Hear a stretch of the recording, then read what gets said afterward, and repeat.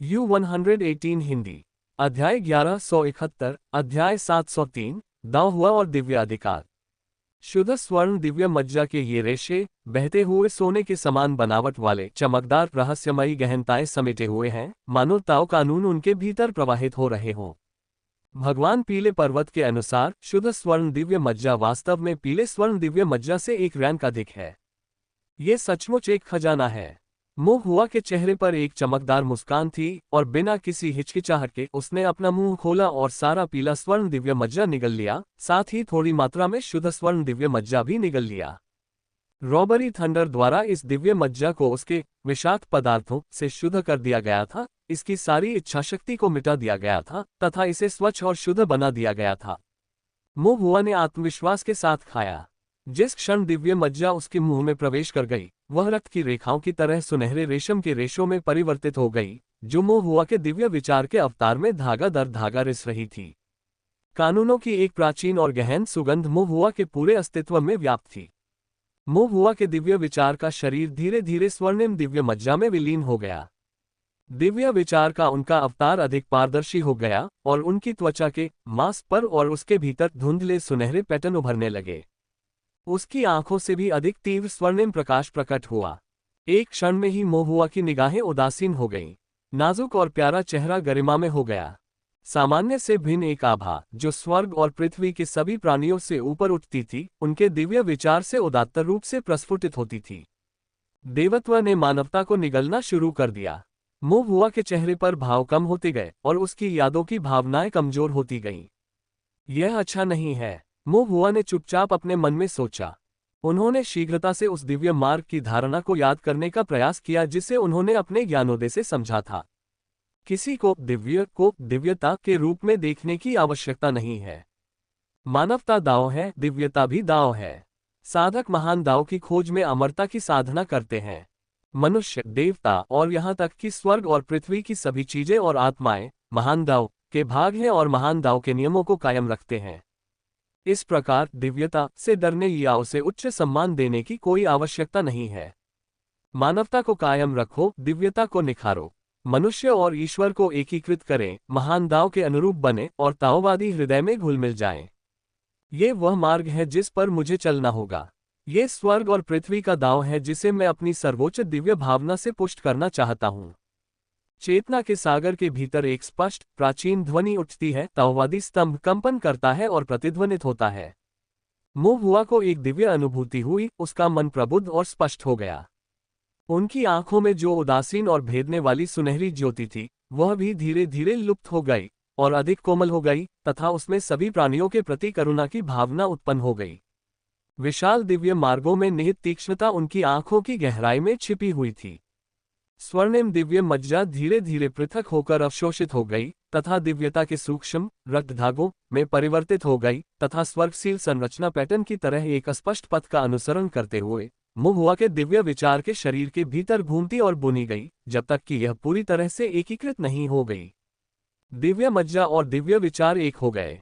देवत्व और मानवता का विलय हो गया। अंधेरे में मोह हुआ ने महसूस किया कि दांव के बारे में उसकी समझ थोड़ी गहरी हो गई है और ताओवादी हृदय थोड़ा रूपांतरित हो गया है। इस बीच लगभग सहज रूप से मोह हुआ के दिमाग में एक शब्द उभरा, दिव्य विचार ताओवाद। दिव्य विचार ताओवाद। मोह हुआ को हल्का सा आश्चर्य हुआ, फिर उसने अपनी भौहें सिकोड़ ली।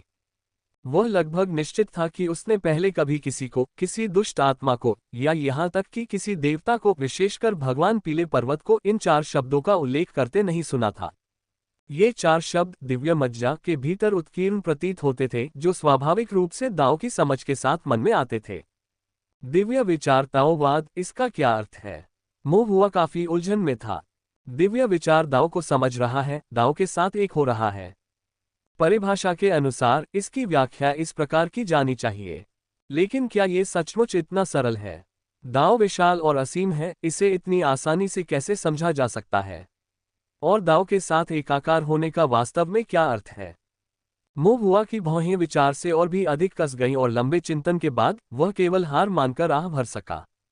मैं नहीं समझता। ताओ साधना में मेरा अनुभव अभी भी बहुत उथला है और दिव्य मार्ग के बारे में मेरा ज्ञान पर्याप्त गहरा नहीं है। अकेले इस पर विचार करना और इस पर अड़े रहना बेकार है, मुझे खाली समय में दूसरों से खुलकर मार्गदर्शन लेना चाहिए। मो हुआ ने थोड़ा सिर हिलाया, फिर अस्थायी रूप से अपने दिल में गहरे 4 शब्द दिव्य विचार ताओवाद को दबा दिया।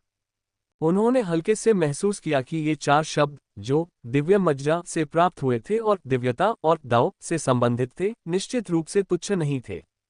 इसके बाद मुहुआ ने अपनी चेतना के सागर पर एक और नजर डाली और महसूस किया कि सब कुछ शांति में लौट आया था।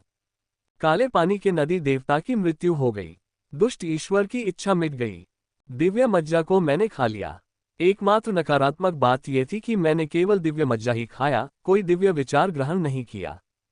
काले पानी का यह नदी देवता मानो पूरी तरह से महान वन्य क्षेत्र के दुष्ट देवता का अवतार बन गया था। दिव्य मज्जा के अलावा उसके अपने दुष्ट विचार भी महान वन्य क्षेत्र के दुष्ट देवता की इच्छा के साथ मिल गए थे, जिन्हें डकैती के तूफान ने मिटा दिया था। जबकि दिव्य मज्जा रैंक में ऊपर उठती है, दिव्य विचार गुणवत्ता में ऊपर उठता है। केवल दिव्य मज्जा खाने से व्यक्ति की दिव्य श्रेणी में सुधार होता है, परंतु दिव्य इंद्रिय के क्षेत्र में कोई उन्नति नहीं होती। यद्यपि वास्तव में थोड़ा सुधार हुआ, लेकिन यह इतना कम था कि लगभग नगण्य था। काले पानी के नदी देवता को नष्ट करने और बहुत सारे दिव्य मज्जा का उपभोग करने के बाद, यहाँ तक कि उच्च रैंक वाले शुद्ध सोने के दिव्य मज्जा के कुछ रेशे भी, मेरी दिव्य भावना का गुणवत्ता परिवर्तन गहरा हो गया, मेरे दिव्य विचार में सुनहरा रंग घना हो गया और दिव्य विचार की शक्ति मजबूत हो गई। लेकिन दुष्ट आत्मा के बिना मैं अपनी दिव्य इंद्रियों की गुणवत्ता को नहीं बढ़ा सकता। यह अभी भी 17 पैटर्न के फाउंडेशन स्थापना अंतिम चरण में दिव्य भावना के दायरे से एक कदम दूर है। मो हुआ के लिए यह एक कदम दूर होना बहुत निराशाजनक है। क्या उपभोग करने के लिए और कुछ नहीं है? मो हुआ ने एक क्षण तक सोचा, फिर चारों ओर देखा, अपनी चेतना के सागर में खोज की, लेकिन उसे कुछ नहीं मिला। काले पानी के नदी देवता, जो महान जंगल के दुष्ट देवता के अवतार भी थे, पूरी तरह से मर गए और पीछे कोई अवशेष नहीं छोड़ा। अन्य मो हुआ ने फिर अपने मन में मछली पकड़ने वाले गांव में पहुंचने से पहले और बाद में जो कुछ भी हुआ था उसे दोहराया और किसी भी भागी हुई बुरी आत्मा की तलाश की जो उसके दिव्य ज्ञान को 17 पैटर्न तक आगे बढ़ाने में अंतर को पाट सके। लेकिन ऐसा लगता है कि ऐसा नहीं है। नदी देवता का स्वप्नलोक नष्ट हो गया है और यदि कुछ था भी तो वह अब नहीं बचेगा। मछुआरे गांव के बाहर राक्षस मांस और रक्त से बने होते हैं, न कि बुरी आत्माएं। रक्तजोग, वे रक्तजोग, उन्हें एक प्रकार की दुष्ट आत्मा भी माना जा सकता है। मो हुआ ने एक क्षण सोचा, फिर अपना सिर हिलाया। यह थोड़ा बहुत घिनौना है, वह वास्तव में उन्हें खाना नहीं चाहता था। इसके अलावा, हालांकि वे खूनी जोखें अजीबोगरीब गंदी होती हैं, फिर भी उनमें बुरे विचारों की मात्रा ज्यादा नहीं होती। अगर वह उन्हें खा भी ले तो शायद ऐसा ही होगा जैसे वह अपने दांत कुरेद रहा हो। इसके अलावा वे वास्तविकता में तैरते हैं। मो हुआ के पास दिव्य विचार का कोई साधन नहीं था जो वास्तविकता में कहर बरपा सके। तलवार में उसका दिव्य विचार अभी शुरू ही हुआ था और यह केवल दिव्य इंद्रिय द्वारा निर्मित स्वप्नलोक और उसकी अपनी चेतना के सागर में ही धारदार और निर्णायक रूप से घातक है। वास्तविकता में यह अनुपयोगी है। उस वरिष्ठ तलवार साधक के विपरीत, जिसने अपनी तलवार को क्यूई को इरादे में विकसित किया, अपने तलवार हथियार, तलवार क्यूई और तलवार इरादे को एक में मिला दिया। तलवार के इरादे से ओतप्रोत होकर वास्तविकता को भ्रम से जोड़ती है। इसका उपयोग वास्तविकता में भी किया जा सकता है। खाने को कुछ नहीं बचा।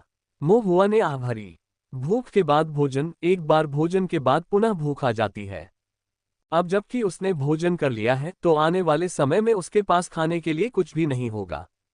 अगली बार जब वह खाना चाहेगा, कौन जानता है कि वह कब होगा। दिव्य ज्ञान के साथ दाव को सिद्ध करना वास्तव में आसान नहीं है। मो हुआ चुपचाप अपने आप से सोचने लगा। लेकिन एक व्यक्ति के रूप में लालची नहीं होना चाहिए, बुरी आत्माओं और दिव्य मज्जा दोनों की लालसा रखना चाहिए। किसी के पास परिवार की इतनी संपत्ति नहीं है कि वह उसे कभी न खत्म होने वाली भोज दे सके तथा हर भोजन के बाद उसे भूखा न रहना पड़े। यहाँ तक कि एक दुष्ट भगवान के लिए भी यह कठिन हो सकता है। मो हुआ ने स्वयं को सिर हिलाया और चेतना के सागर से बाहर निकल गया। मछली पकड़ने वाले गांव के नदी देवता मंदिर में मो हुआ, जो ध्यान में था, ने धीरे से अपनी आंखें खोली। फिर देखा कि गुओन एक काला कपड़ा पकड़े हुए है और गुकवान एक छड़ी पकड़े हुए है, जबकि अन्य लोग सतर्क निगाहों से देख रहे थे। गुअन ने मो हुआ की आंखों में देखा कि उसकी निगाहें साफ थीं और उसने थोड़ी राहत की सांस ली। लेकिन अभी भी पूरी तरह से सहज होने की हिम्मत नहीं हुई, इसलिए उसने पूछा, युवा मास्टर। मो हुआ मुस्कुराया और बोला, अब सब ठीक है। इससे सभी लोग निश्चिंत हो गए और गुक्वान ने भी अपनी छड़ी नीचे कर ली। चलो वापस चलते हैं, मोहुआ ने शांत भाव से कहा। इस यात्रा को काफी हद तक सफल माना जा सकता है। यू दाहे के 2 बच्चों को बचा लिया गया। क्रॉसिंग रिवर ड्रैगन पकड़ा गया। जो लोग मारे गए थे, उनके अलावा काले कपड़े पहने अन्य सभी लोगों को पकड़ लिया गया। नदी देवता मंदिर का स्वप्नलोक नष्ट हो गया तथा दुष्ट देवता द्वारा नियंत्रित तथा अपनी आस्था रखने वाले मछली पालकों में से अधिकांश बच गए। नदी देवता को मैंने काट डाला। काले पानी के नदी देवता को मेरे द्वारा धोखे से मार दिया गया। हम कह सकते हैं कि मिशन संतोषजनक ढंग से पूरा हो गया है। इस यात्रा से महत्वपूर्ण लाभ भी प्राप्त हुए। बुनियादी दिव्य गठन पैटर्न, शुरुआती दिव्य विचार से तलवार, साथ ही ताइक्सु दिव्य विचार तलवार ट्रूजुए के कर्मसूत्र उस वरिष्ठ तलवार साधक के टूटे हुए तलवार हथियार पर पाए गए। इसके अतिरिक्त उन्होंने बड़ी मात्रा में दैवी मज्जा और अनेक बुरे विचारों का सेवन किया। दिव्य पद में भी गुणवत्ता परिवर्तन हुआ है। यद्यपि दिव्य इंद्रिय 17 प्रतिमानों तक नहीं पहुंची है, जो कि थोड़ा खेदजनक है, फिर भी व्यक्ति को जो कुछ उसके पास है उसी में संतुष्ट रहना चाहिए तथा अत्यधिक लालची नहीं होना चाहिए। कुल मिलाकर यदि 10 में से 10 नहीं तो कम से कम 90% तो वह संतुष्ट थे। मो हुआ के निर्देशों का पालन करते हुए सभी लोग खड़े हो गए और नदी देवता मंदिर से बाहर चले गए। मो हुआ बहुत उत्साहित था, उसके कदम काफी हल्के थे। लेकिन जैसे ही वह नदी देवता मंदिर से बाहर निकला, उसे अचानक अपने दिल में थोड़ी बेचैनी महसूस हुई, जैसे कि कुछ ठीक नहीं था। उसे हमेशा ऐसा लगता था कि शायद उसने कुछ अनदेखा कर दिया है। अपने मन की गहराई में मो हुआ को एक पूर्वाभास था, मानो इस तरह से चले जाने से वह बक्से के भीतर मोती लौटा रहा होगा और कुछ अत्यंत कीमती चीज खो रहा होगा। कुछ अत्यंत कीमती चीज, वह क्या थी? मो हुआ ने अपनी भौहें सिकोड़ ली और अनायास ही उसके कदम रुक गए। ये देखकर गुअन और अन्य लोग भी रुक गए और संदेह से फुसफुसाए, युवा मास्टर, क्या कुछ गड़बड़ है? मो हुआ ने अपना सिर हिलाया और नदी देवता मंदिर की ओर चिंतनपूर्ण दृष्टि से देखा। सही नहीं, देवता वस्तुओं पर आधारित हैं। ईश्वरीय विचार वास्तविकता से अलग अस्तित्व में नहीं रह सकता। दुष्ट ईश्वर के दुष्वप्न में भी सब कुछ वैसा ही था। हकीकत में मछली पालने वाले लोग नदी देवता की पूजा करते हैं, इस प्रकार ग्रामीण लोग दुष्वप्न में चौक में घुटने टेकते हैं। हकीकत में एक ताओवादी क्षेत्र मांस और रक्त राक्षसों को पोषण देता है, इस प्रकार दुष्वप्न में वेदी के पीछे राक्षस आत्माएं होती हैं। वास्तव में वहां एक नदी देवता का मंदिर है, दुष्वप्न में नदी देवता का एक भव्य हॉल है और दुष्वप्न के भीतर एक वेदी है। क्या इसका मतलब यह है कि वास्तव में स्वप्नलोक के अनुरूप एक सच्ची वेदी भी होनी चाहिए? लेकिन अब मुझे वास्तविकता में असली वेदी नहीं मिली है। ये बिल्कुल अतार्किक है। वास्तव में असली वेदी कहाँ चली गई? या क्या यह है कि दुष्ट ईश्वर ने जानबूझकर इसे छिपा दिया है? मो हुआ को लगा कि यह बहुत संभव है। उसने नदी देवता मंदिर की ओर देखा, अपने मन में दुष्वप्न में घटित घटनाओं को याद किया और फिर उसे एक समस्या का एहसास हुआ। लेआउट गलत था। एक निर्माण मास्टर के रूप में उन्होंने कई ताओ साधना भवनों के लिए संरचनाएं तैयार की थीं और वे वास्तुशिल्प लेआउट के प्रति कुछ हद तक संवेदनशील थे। सपने में नदी देवता का भव्य हॉल अधिक विस्तृत था। नदी देवता मंदिर का वास्तविक निरीक्षण करने पर वहां कुछ भी ध्यान देने योग्य नहीं था। लेकिन अब सपने से बाहर निकलकर दोबारा देखने पर यह स्पष्ट था कि वह स्थान अधिक संकुचित और छोटा लग रहा था, मानो किसी ने इसे विभाजन से अलग कर दिया था। नदी देवता के मंदिर में लौटते ही मो हुआ को अचानक घबराहट हुई। अपनी दिव्य इंद्रिय को मुक्त करते हुए उसने कुछ देर इधर उधर देखा और आखिरकार उसे कुछ नजर आया। दिव्य ताओ सरणी। नदी देवता मंदिर के अंदर एक दिव्य ताओ सरणी की बहुत सूक्ष्म आभा थी। दीवार का अनुसरण करते हुए और आभा को धीरे धीरे खोजते हुए, खोज को परिष्कृत करते हुए, मो हुआ को अंततः दिव्य प्रतिमा के पीछे एक दीवार मिल गई। दिव्य ताओ व्यूह को दीवार के भीतर सूक्ष्मता से उकेरा गया था, जो उसके पीछे की आभा को छुपा रहा था। मो हुआ की आंखें चमक उठी और वह पीछे मुड़ा और बोला, छोटे भाई क्वान, मुझे इस दीवार को तोड़ने में मदद करो। गुअन और गुक्वान हैरान दिखे, लेकिन उन्होंने मना नहीं किया। एक साथ मिलकर काम करते हुए उन्हें लगभग 30 मिनट लगे और अपनी फाउंडेशन एस्टेब्लिशमेंट लेट स्टेज ताकत के साथ उन्होंने दीवार को बलपूर्वक तोड़ दिया। दीवारों पर कोई सुदृढ़ संरचना चित्रित नहीं थी, केवल दिव्य विचार आभा को सील करने के लिए दिव्य तावसरणियां थीं। ये केवल छुपा हुआ था, लेकिन बहुत मजबूत नहीं था। दीवारों के टूट जाने के बाद एक मजबूत भयावह आभा चेहरे की ओर बढ़ी। यह एक दुष्ट देवता का आभा मंडल था, और इस आभा के भीतर एक गहन और जटिल, अभिव्यक्त करने में कठिन, प्राचीन सूक्ष्मता भी थी। यह देवताओं के प्राचीन नियमों के समान था। मुहुआ को वह अकथनीय लालसा याद आ गई जो उसके दिल में तब उमड़ी थी जब उसने पहली बार मछली पकड़ने वाले गांव की खून से सनी मिट्टी पर कदम रखा था। उसका छोटा सा दिल तेजी से धड़क रहा था। दीवार में एक टूटा हुआ छेद था, अंदर अंधेरा और उदासी थी।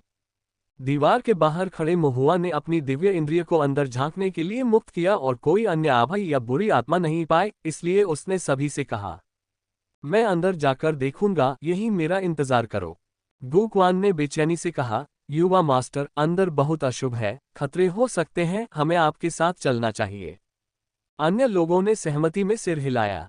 यद्यपि उन्हें यह नहीं पता था कि छेद के पीछे क्या है, लेकिन अंदर से निकलने वाली गहरी आभा ने अनायास ही उन्हें भय का एहसास कराया, जिससे उनकी पीठ में सिहरन पैदा हो गई। ये स्थान मनुष्यों के लिए स्थान नहीं लगता था। मुहुआ की अभिव्यक्ति गंभीर हो गई। हाँ, अंदर एक संरचना स्थापित की गई है।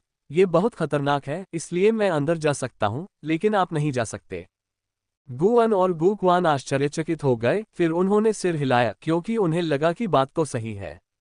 यदि संरचना खतरनाक थी, तो वास्तव में उनके लिए अंदर जाना अच्छा नहीं होगा। जल्दबाजी में प्रवेश करने से स्थिति और भी बदतर हो सकती है। गठन का यह मामला केवल यंग मास्टर मो पर ही छोड़ा जा सकता था। ये देखकर कि वे समझ गए हैं, मुहुआ ने निर्देश दिया, इस जगह की रखवाली करो, मैं अंदर जाकर देखूंगा। ठीक है। गुअन और अन्य लोगों ने सिर हिलाया और कहा, सावधान रहो, युवा गुरु। इस प्रकार मुहुआ छेद के साथ साथ चलता हुआ नदी देवता की मूर्ति के पीछे छिपे गुप्त मार्ग में प्रवेश कर गया। रास्ता अंधेरा था, लेकिन बहुत लंबा नहीं था। बस कुछ ही कदम चलने के बाद मुहुआ अंत तक पहुंच गया।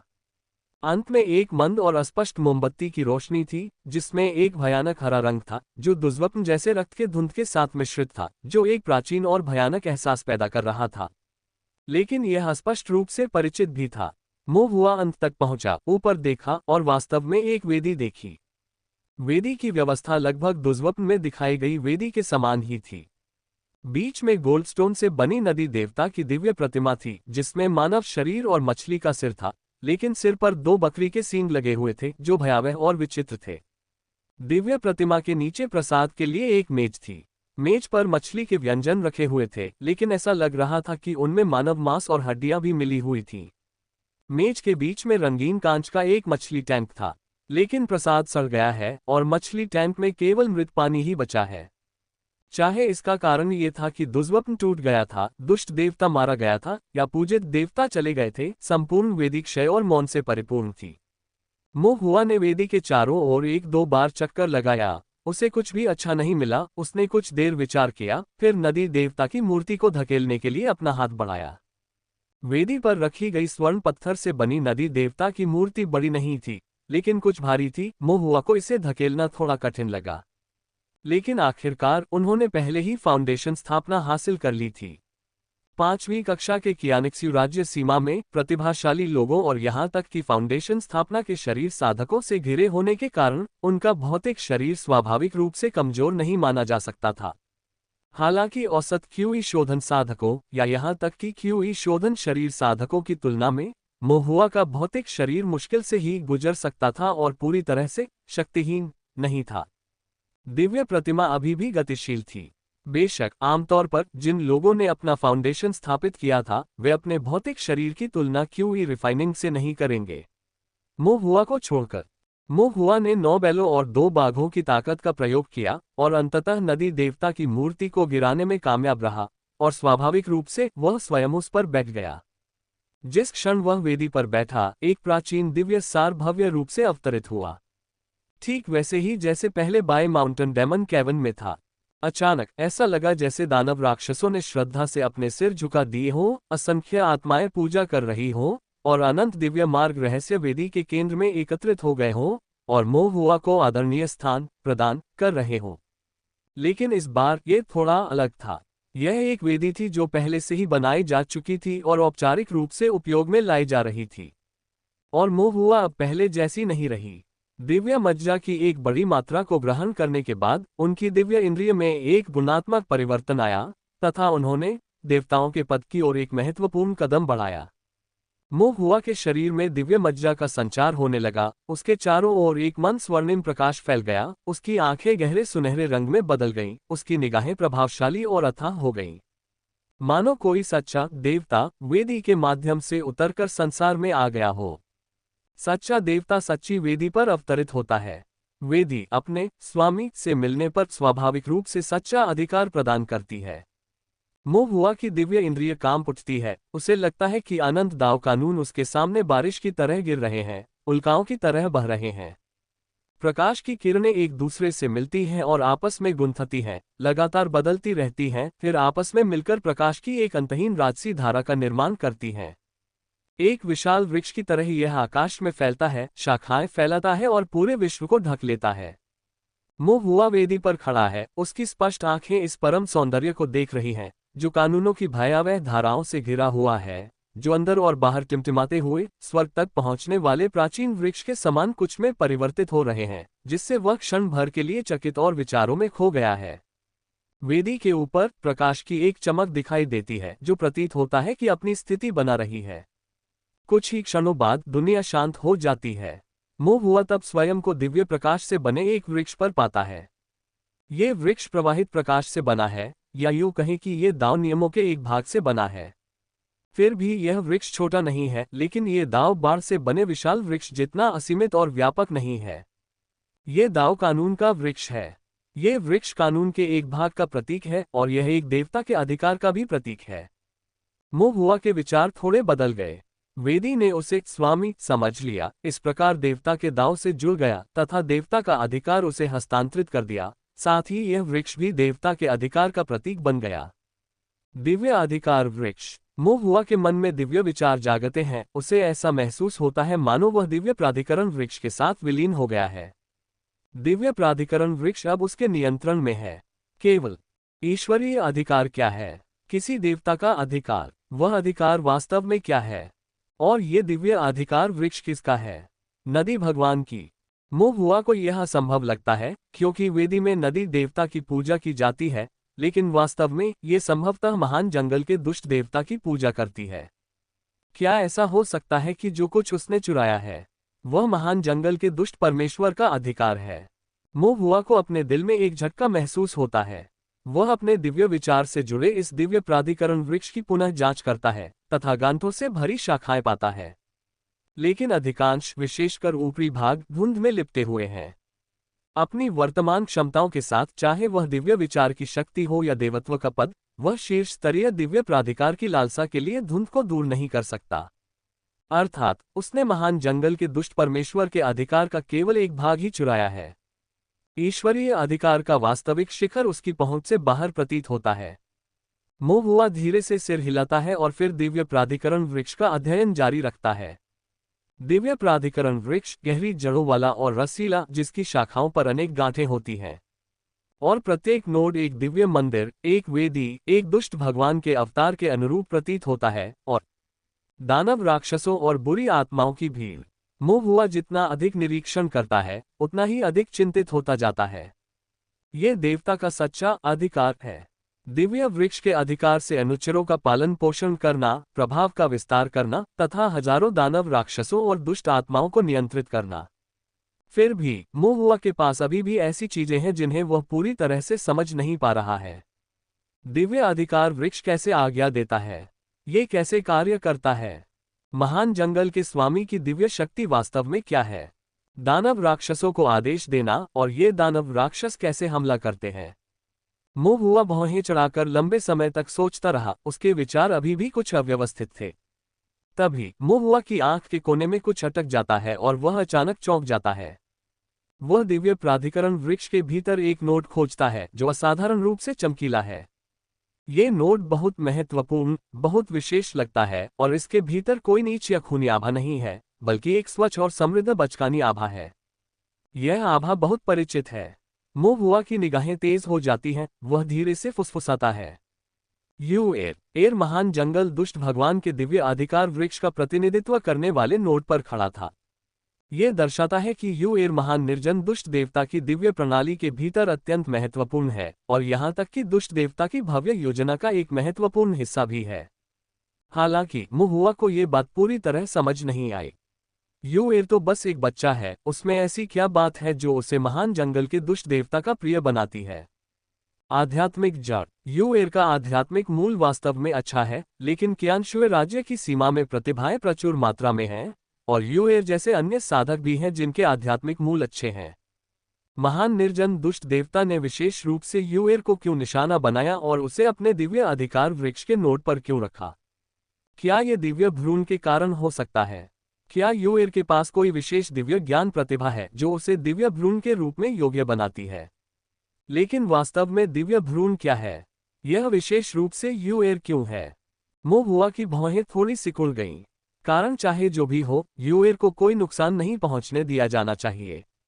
चाची वान उसके प्रति बहुत दयालु रही है और यू एर उसे एक बड़ा भाई मानती है। जब भी कुछ अच्छा होता है तो हमेशा उसके बारे में सोचती है। ऐसे दयालु बच्चे को किसी भी दुर्भाग्य का सामना करने की अनुमति नहीं दी जा सकती।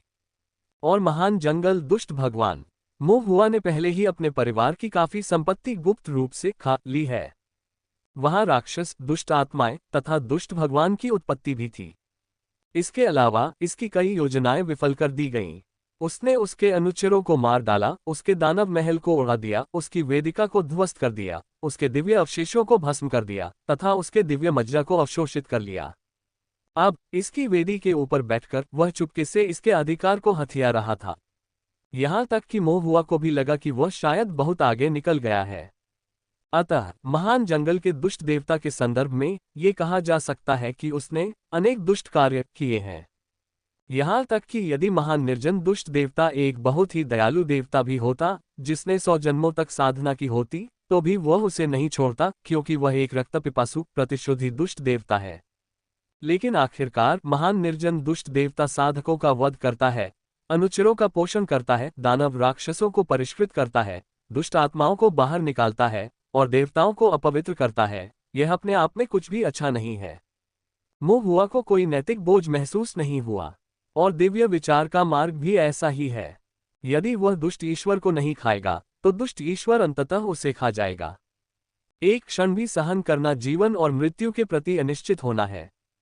पीछे हटना अनंत नरक का सामना करना है। चूंकि उसने पहले ही खाना शुरू कर दिया है, इसलिए उसे अंत तक खाना जारी रखना होगा।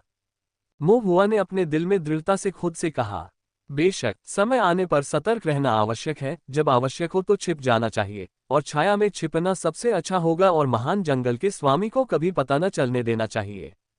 आखिरकार वह फाउंडेशन स्थापना क्षेत्र में केवल एक साधक है। वह ऐसे शक्तिशाली दुष्ट भगवान को भड़काने का जोखिम नहीं उठा सकता था। मुहुआ ने फिर से यू एर के नोट को देखा। नोट उज्ज्वल था, लेकिन ऐसा लग रहा था कि उसमें कुछ रुकावट है। वह धुंधला था और यहाँ तक कि उसमें प्राचीन तलवार की मंशा भी थी। यह तलवार का इरादा कुछ ऐसा था जिसे मुहुआ पहले नहीं समझ पाया था। अब जबकि उसने दिव्य विचार से तलवार तक की मूल बातें सीख ली थीं, वह इसे स्पष्ट रूप से समझ सकता था। मुहुआ ने अनुमान लगाया कि यह संभवतः ताइक्सू गेट के कारण था। ताइक्सू गेट अपनी लंबी विरासत और गहन नींव के साथ निश्चित रूप से कुछ प्राचीन पूर्वजों द्वारा माउंटेन गेट की रक्षा कर रहा था। ताइक्सू गेट में शामिल होने से यू एर भी इन प्राचीन पूर्वजों के संरक्षण में था। बेशक यह मुहुआ का अनुमान था।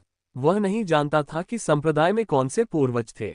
पूर्वज एकांतप्रिय थे और उनकी गहराई अथाह थी। ताइक्सू के एक छोटे से शिष्य के रूप में जब से उसने माउंटेन गेट में प्रवेश किया था, तब से लेकर ताइक्सू गेट से स्नातक होने तक वह इन पूर्वजों के असली चेहरे को कभी नहीं देख पाएगा। तलवार के इरादे के अलावा यू एर के चारों ओर एक और सुरक्षात्मक आभा थी। यह आभा कमजोर और मायावी। मुहुआ ने इसे महसूस किया और पाया कि यह आभा उसकी अपनी थी, इसलिए उसने इसे सीधे अनदेखा कर दिया। इसके बाद मुहुआ ने दिव्य प्राधिकरण वृक्ष का और अध्ययन किया। यू एर के अनुभव को ध्यान में रखते हुए मुहुआ को इस वृक्ष के बारे में एक मोटी समझ थी, जो देवताओं के अधिकार का प्रतीक है। महान जंगल के दुष्ट देवता का अधिकार संभवतः स्वप्नों से संबंधित है। दुर्स्वप्न बुनते हुए, स्वप्नलोक पर आक्रमण करते हुए।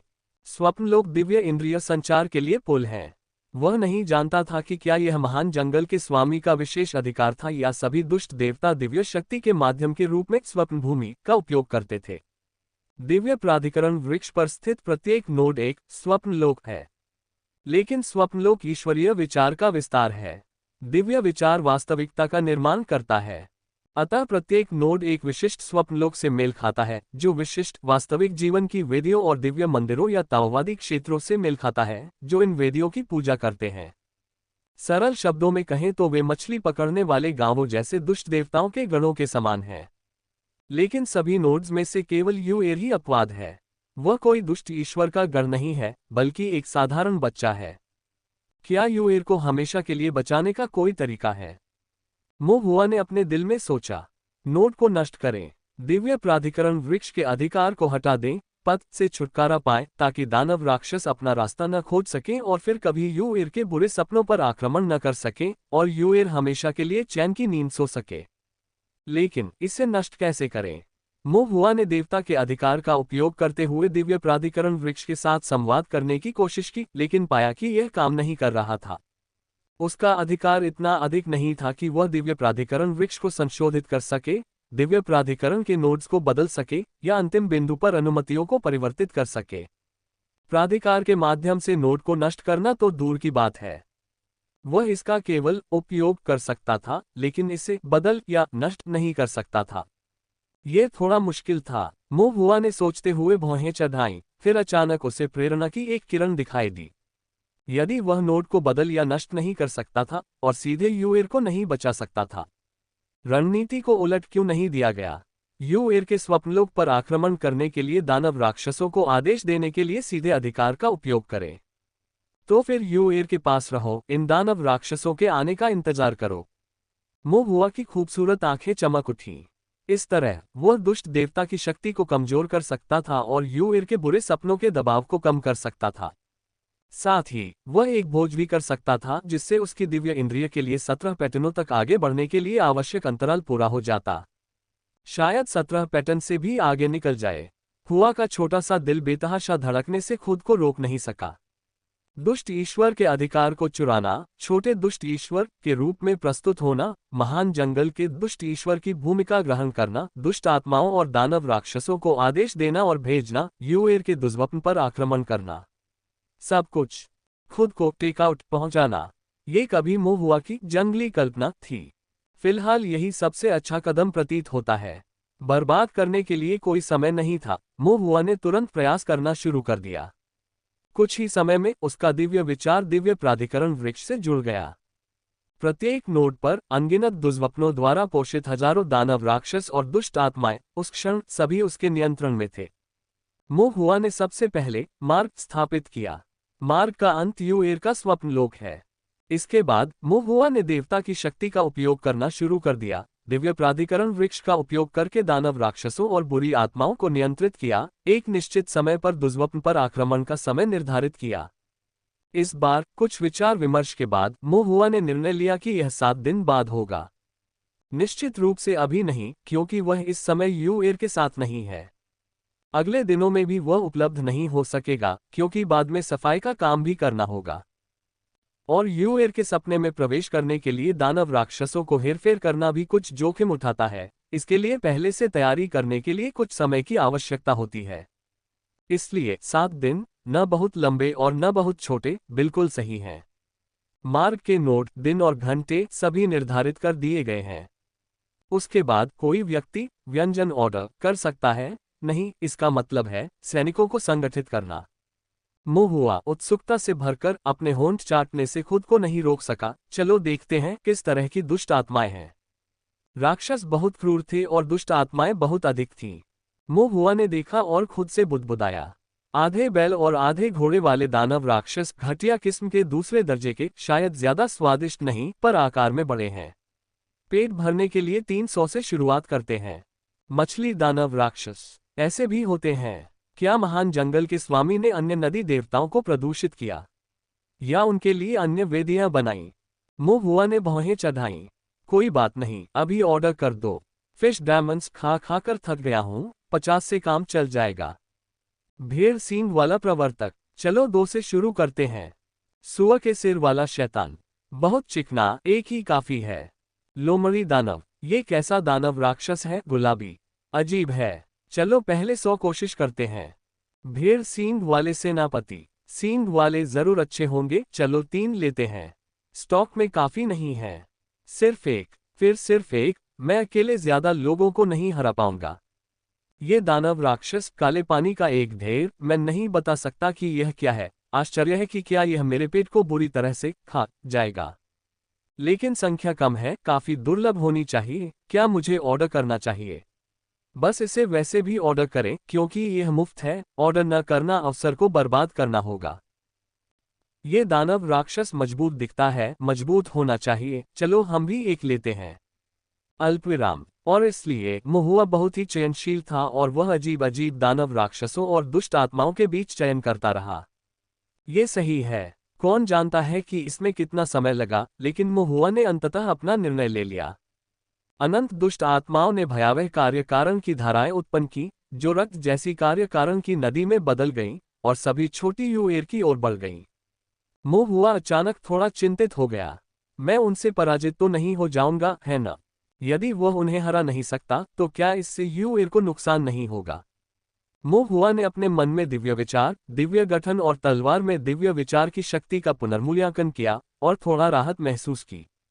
यहां तक कि दुष्ट भगवान के अवतारों का भी उसने वध किया है। अन्य दुष्ट आत्माओं को कोई समस्या उत्पन्न नहीं करनी चाहिए। हालांकि उनकी संख्या वास्तव में काफी बड़ी है। महुआ ने इसके बारे में सोचा और कुछ समायोजन किए। इन दानव राक्षसों के आक्रमण के समय को अलग अलग कर दिया ताकि तरंगों के बीच स्वास्थ्य लाभ के लिए समय बनाया जा सके। लड़ते हुए खाओ और लड़ाई को लड़ाई का पोषण करने दो और उसे किसी बात का डर नहीं रहेगा। महुआ ने संतुष्टि में सिर हिलाया। उसे लगा कि उसके व्यंजन का चयन लगभग पूरा हो चुका है, फिर भी वह लालची होने से खुद को नहीं रोक सका। गंजेपन के शिकार पुरुष ये हेयर ग्रोथ ट्रिक क्यों पसंद कर रहे हैं? People suffering from knee pain should read this. सामान्यतः कहा जाए तो किसी भी भोज में अंतिम व्यंजन के रूप में हमेशा एक विशेष रूप से कठिन व्यंजन होना चाहिए। महुआ की नजरें दिव्य प्राधिकरण वृक्ष की घनी गांठों के बीच भटकती रहीं और अंततः उसका दिल धड़क उठा जब उसने एक बड़े आदमी को देखा। यह एक काला, विचित्र, दुष्ट देवता जैसा आभा प्रधान, आधा दानव आधा राक्षस और लगभग देवता जैसा प्राणी था। महुआ को पता नहीं था कि यह क्या है, लेकिन वह महसूस कर सकता था कि यह अविश्वसनीय रूप से मजबूत था। दुष्ट भगवान के अवतार के समान, लेकिन एक अंतर के साथ। महुआ ने काफी देर तक हिचकिचाहट दिखाए। उसके अंदर ऑर्डर देने की इच्छा उमड़ रही थी, फिर भी काफी झिझक के बाद उसने अंततः ऐसा न करने का निर्णय लिया। सावधानी बरतना बेहतर है क्योंकि यह उसका पहली बार व्यंजन ऑर्डर करने का मौका है। जब वह नियमित परिपक्व ग्राहक बन जाता है तो वह अधिक चुनौतीपूर्ण व्यंजन ऑर्डर कर सकता है। महुआ ने अनिच्छा से बड़े साथी पर एक आखिरी नजर डाली, चुपचाप उसके नोट को नोट किया और फिर दिव्य प्राधिकरण वृक्ष के साथ संवाद करने के लिए अपने अधिकार का उपयोग किया, अपने निशान को अंकित किया और अपने दानव राक्षस मेनू को अंतिम रूप दिया। दिव्य प्राधिकरण वृक्ष, जिसमें अनंत चमक प्रवाहित होती है और दिव्य महिमा फैलती है। छोटे दुष्ट ईश्वर ने अधिकार का प्रयोग किया, आदेश जारी किए। राक्षसों के समूह ने आदेश मानकर अपना सिर झुका लिया। 7 दिन बाद दुष्ट आत्माएं एक सेना बनाकर देवता के स्वप्न पर आक्रमण करेगी। यह आदेश महुआ द्वारा दिव्य प्राधिकरण वृक्ष पर अंकित किया गया था। सफल आदेश और प्रेषण के बाद महुआ का दिव्य विचार तुरंत दिव्य प्राधिकरण वृक्ष से अलग हो गया। वेदी किसी और की है, अधिकार किसी और का है, तथा राक्षस और दुष्ट आत्माएं सभी किसी और की हैं। संक्षिप्त प्रयोग ही पर्याप्त होगा, उसे अधिक देर तक नहीं रुकना चाहिए, अन्यथा वह कोई निशान छोड़ जाएगा और महान जंगल के दुष्ट देवता द्वारा पकड़ा जाएगा। यद्यपि महान निर्जन दुष्ट देवता महुआ को कैसे पकड़ सकता है और उसका पता कैसे लगा सकता है, यह महुआ के लिए अस्पष्ट था। लेकिन पछताने से बेहतर है कि सावधानी बरती जाए। चूंकि जो चुराया गया था वह दुष्ट परमेश्वर का अधिकार था, इसलिए उसके कार्यों में सतर्क और शीघ्रता बरतना आवश्यक था, और साथ ही सबूत नष्ट करना।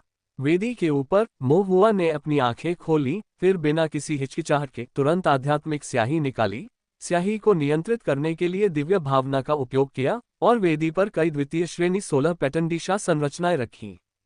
वेदी का उपयोग केवल एक बार ही किया जा सकता है। इसका इस्तेमाल करने के बाद इसे नष्ट कर देना चाहिए। इसका दोबारा इस्तेमाल नहीं किया जा सकता, वरना ये दुष्ट देवता को हमारी जगह का पता लगाने और हमारी पहचान उजागर करने का रास्ता दे देता है। मुंह हुआ ने चारों ओर देखा कि कहीं कोई मूल्यवान वस्तु पीछे छूट तो नहीं गई है, तथा उसने कोई निशान भी नहीं छोड़ा है। फिर वह वापस लौटने के लिए अपने कदम पीछे खींच लिया। गुआन, गुक्वान और अन्य लोग अभी भी गुफा के प्रवेश द्वार पर इंतजार कर रहे थे। मुंह हुआ को बाहर आते देख गुक्वान ने राहत की हल्की सांस ली और पूछा, युवा मास्टर मो, अंदर की स्थिति कैसी है? मुंह हुआ के चेहरे पर गंभीर भाव थे। अंदर बहुत खतरनाक है, मैं ज्यादा अंदर जाने की हिम्मत नहीं कर पाया, न ही मुझे कुछ खास मिला। बस इसे उड़ा दो। सब लोग, गुआन ने फुसफुसाते हुए कहा, क्या ये ठीक है? मुंह हुआ ने सिर हिलाया। पहाड़ में बाघ है, ये जानते हुए भी उसकी तरफ चलने की जरूरत नहीं है। बस पहाड़ को उड़ा दो, बस यही बात है। सभी ने एक क्षण तक इस पर विचार किया और फिर धीरे से सहमति में सिर हिलाया। चूंकि अंदर संरचनाएं थीं, इसलिए स्वाभाविक रूप से यंग मास्टर मो ने जो कहा वही मायने रखता था। स्वयं लोगों का ये समूह संभवतः यंग मास्टर मो से बेहतर फॉर्मेशन को नहीं समझ सकता था। सब लोग वापस चले जाओ, मुंह हुआ ने कहा। भीड़ गुफा के प्रवेश द्वार से बाहर निकल गई और एक सुरक्षित दूरी से मुंह हुआ ने अपनी दिव्य इंद्रिय से संरचना को सक्रिय कर दिया। कई दिशा संरचनाएं भयंकर गड़गड़ाहट के साथ फट गईं। भयंकर आध्यात्मिक शक्ति के उतार चढ़ाव ने तबाही मचा दी, जिससे वेदी टुकड़ों में बिखर गई। लगभग 1 दर्जन सांसों के बाद विस्फोट शांत हो गए। गुफा का प्रवेश द्वार ढह गया तथा गिरती हुई मिट्टी और चट्टानों ने वेदी को पूरी तरह से दफना दिया। मुंह हुआ को तब आश्वस्त किया गया। इसका मतलब था कि कार्य सफलतापूर्वक पूरा हो गया था और अब वापस लौटने का समय आ गया था। उसे शीघ्र ही संप्रदाय में वापस लौटना था ताकि 7 दिनों में होने वाली डिलीवरी का इंतजार किया जा सके। मुंह हुआ को राहत मिली और वह बहुत खुश थी। अब हम वापस जा सकते हैं। हाँ, गुआन और अन्य लोगों ने सहमति में सिर हिलाया। उनके चेहरे पर कुछ नरमी थी। ये यात्रा अनेक उतार चढ़ावों से होकर गुजरी और यद्यपि इसमें कई ऐसी बातें थीं जो डरावनी और समझने में कठिन थीं, सौभाग्य से ये बाल बच गया। उन्होंने जिन्हें बचाना जरूरी था उन्हें बचा लिया, जिन्हें पकड़ना जरूरी था उन्हें पकड़ लिया, और मिशन बिना किसी परेशानी के पूरा हो गया। गु परिवार के साधकों के दिलों से बोझ उतर गया था। नदी देवता मंदिर अभी भी कुछ हद तक भयावह लग रहा था। ज्यादा देर रुकना न चाहते हुए वे जाने की तैयारी करने लगे। लेकिन जाने से ठीक पहले उन्होंने देखा कि कोई अभी भी जमीन पर पड़ा है। यह मास्टर शी थी जिन्होंने उन्हें रास्ता दिखाया था। मास्टर जी, वह जमीन पर पड़ी हुई थी और उसका चेहरा राख जैसा हो गया था। वह पहले से ही जीवन से रहित थी। गुक्वान ने मोहुआ की ओर देखा और पूछा, क्या हम उसे यहीं छोड़ देंगे? मोहुआ की नजरें झपक गईं, फिर उसने सिर हिलाया और मास्टर शी के पास गया। वह धीमी आवाज में बोला, मानो कोई राक्षस हो। मृत होने का नाटक करते रहो और मैं सचमुच तुम्हें मार डालूंगा। मास्टर जी ने अचानक अपनी आंखें खोली, जीवन में झटका लगा और तुरंत उछल पड़े।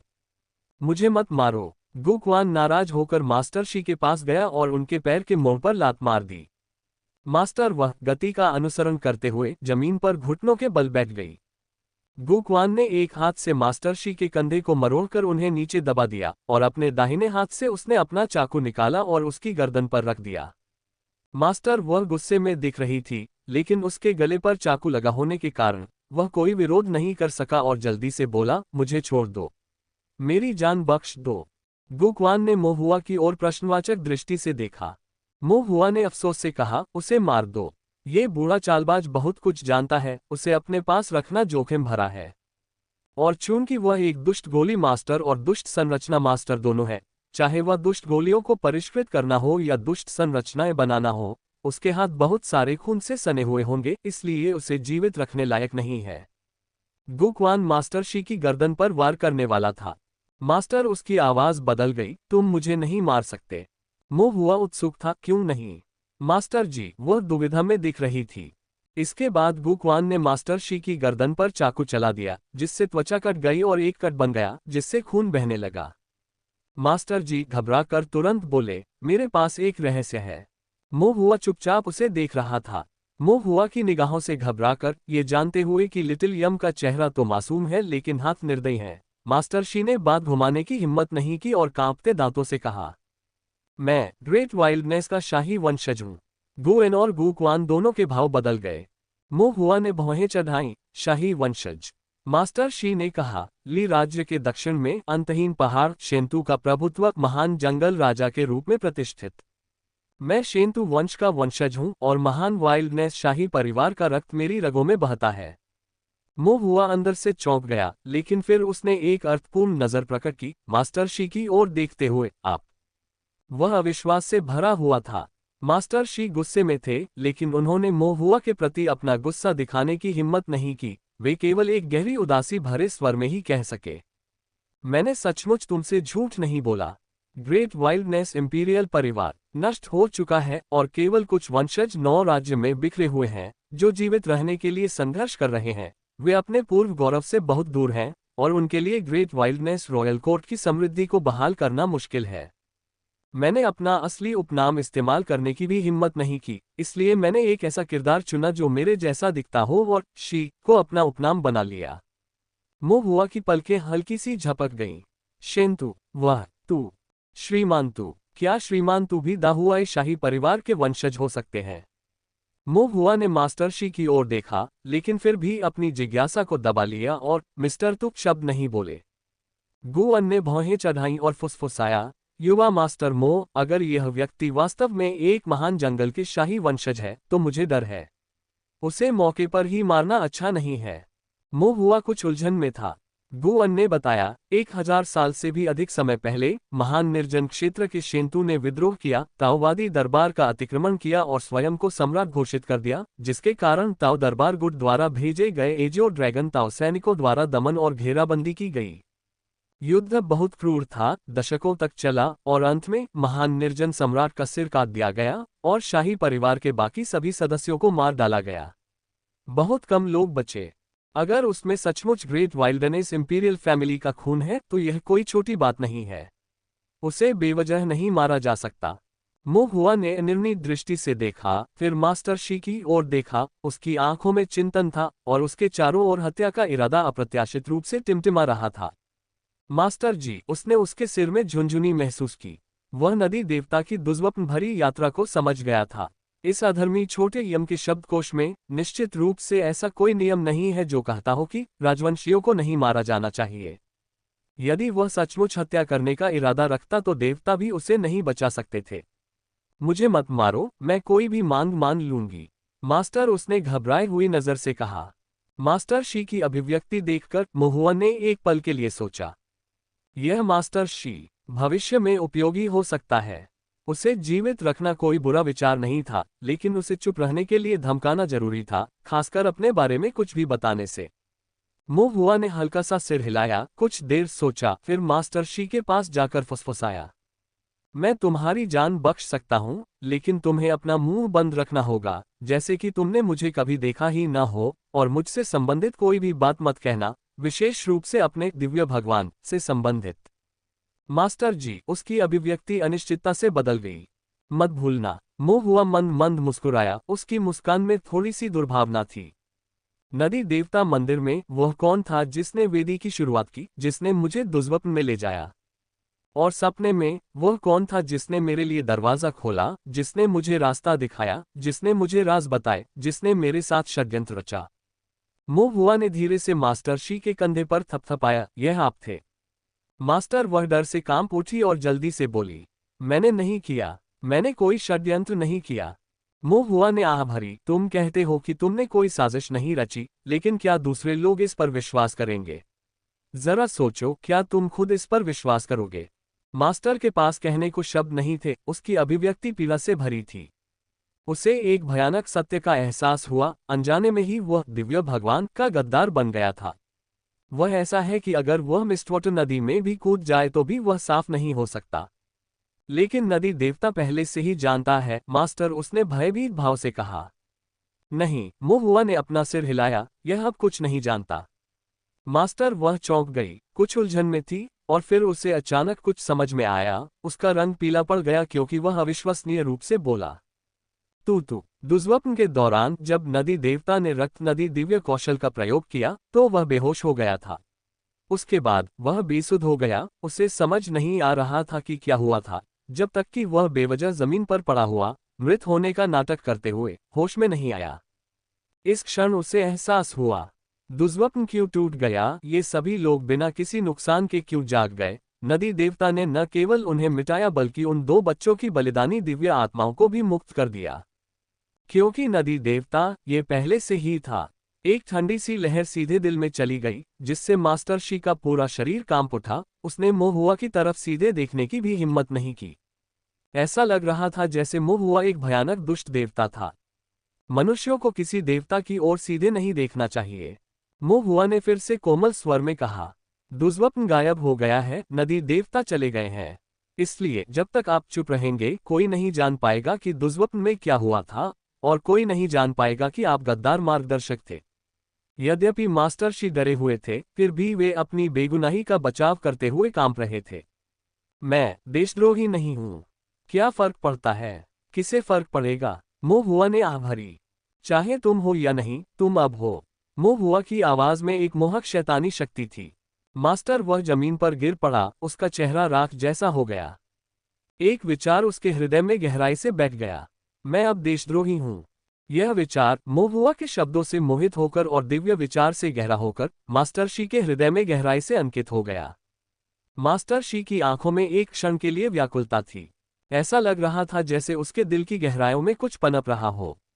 मोहुआ को यह एहसास नहीं हुआ कि जब उसने यह बात कही थी तो उसने अनजाने में ताओवादी हृदय में शैतान का रोपण का कुछ अंश प्रयोग कर दिया था। हालांकि ताओवादी हृदय में शैतान को रोकने का ये तरीका अभी भी अल्पविकसित था और वास्तव में भूई ताओ के लोगों की तरह नहीं था, जो दूसरों के हृदय में राक्षस विचार रोकते हैं।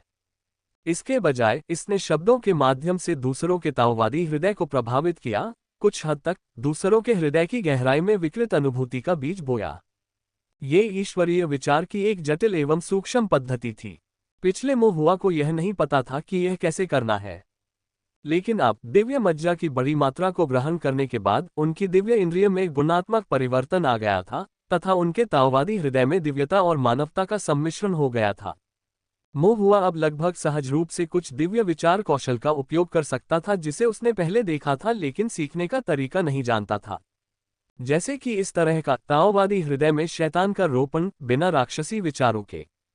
मैं देशद्रोही हूं। मास्टर शी की निगाहों में एक क्षण के लिए समाधि का भाव छा गया, उनकी पुतलियां एकाग्र नहीं रहीं। एक क्षण बाद वे सामान्य हो गए, चुपचाप वाक्य को याद करते हुए और बिना किसी संदेह के उस पर गहरा विश्वास करते हुए।